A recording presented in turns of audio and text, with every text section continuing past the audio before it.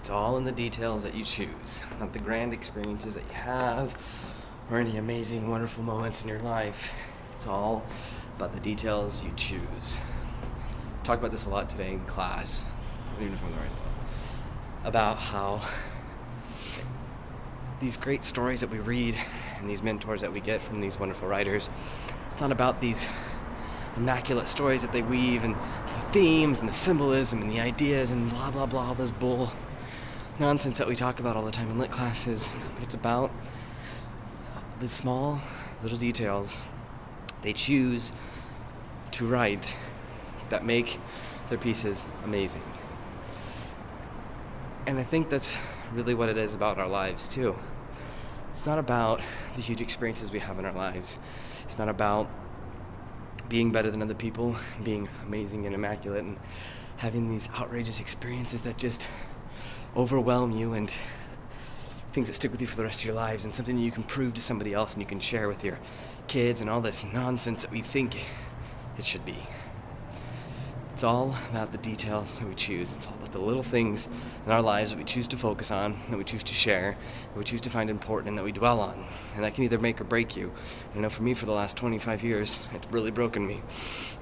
I've chosen to focus on the details that were not good, that were depressing or unhappy, or things that I struggled with, things that they just weren't good. They weren't, weren't like mass murder, psychotic type things, but just things that made me unhappy or bad experiences I had in my life or things that I always felt guilty about or just simple things, stupid things I've said to friends or whatever, bad relationships, it doesn't really matter.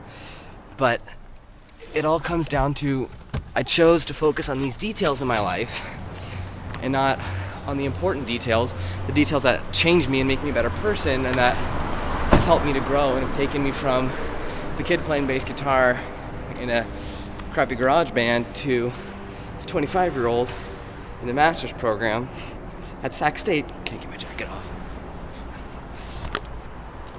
to being, this somewhat developing writer, or I shouldn't say writer, I don't like that term, person who writes. And that's really, really becoming more important. The more I take this class with Rice, the more I realize that what he's teaching us has nothing to do about writing at all. Well, obviously on a surface level it does, but it's really about kind of life in general. This harkens back to a teacher I had in high school, Mr. Cornett, and he taught chemistry. In his class, it was a science class. It was about science. Theoretically, it was about science, but it really had nothing to do whatsoever with science. It was really about how to live life and how to be a human being and how to be around other people and to be a contributing member of society and just how to be a better person. That's really what I'm getting from Rice's class too. And it's really amazing that I get to be in these classes with these people, with these professors who are just, really brilliant people who I'm growing to respect and admire. When I first had Rice, I thought he was a lunatic. I was terrified of him because he just had these crazy rules and he just seemed really, really difficult and really hard, and I just was really afraid to take his class once being in it. But now that I've had him, I'm in the master's program and I have him for 2 classes now, I'm really seeing how intelligent of a person he is, how much he really wants us to succeed and how much he's really trying to teach us.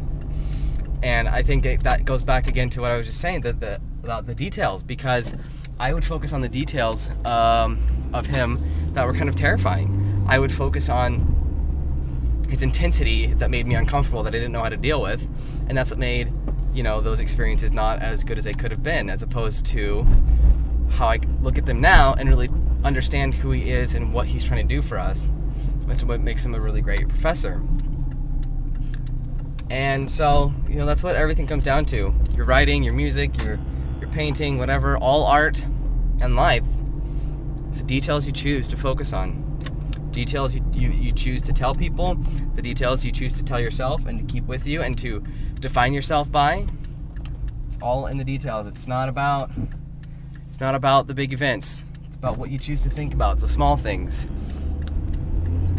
I know I always remember hearing as a kid growing up, it's, don't sweat the small stuff. And it's kind of true in the sense that it's the little things that you dwell on that make a difference. It's not the big things.